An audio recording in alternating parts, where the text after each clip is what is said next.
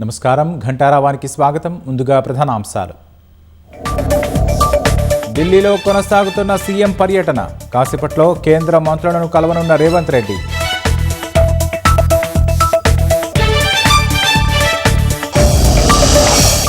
శ్రీశైలం జలాశయానికి పోటెత్తుతోన్న వరద. 118.62 టీఎంసీలకు చేరిన నీటి నిల్వ.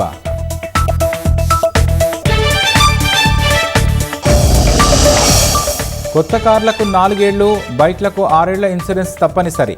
బీమా లేని వాహనాలకు ఇంధనం సరఫరా చేయొద్దన్న సుప్రీంకోర్టు. పంజాబ్లో 2 ఉగ్రవాద ముఠాల గుట్టు రట్టు. 4 మైనర్లు సహా మొత్తం 9 మంది అరెస్ట్.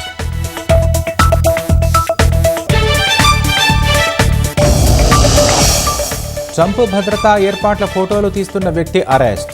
లోడ్ చేసిన పిస్టల్, భారీ సంఖ్యలో ఆయుధాలు స్వాధీనం.